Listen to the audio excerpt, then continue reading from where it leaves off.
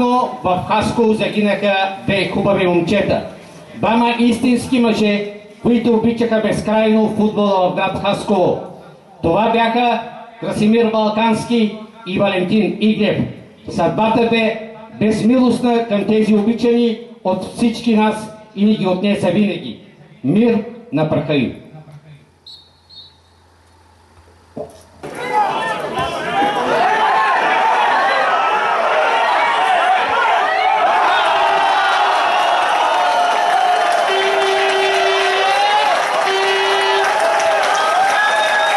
Гол на Емил Ангелов, Хасково повежда се 1-0.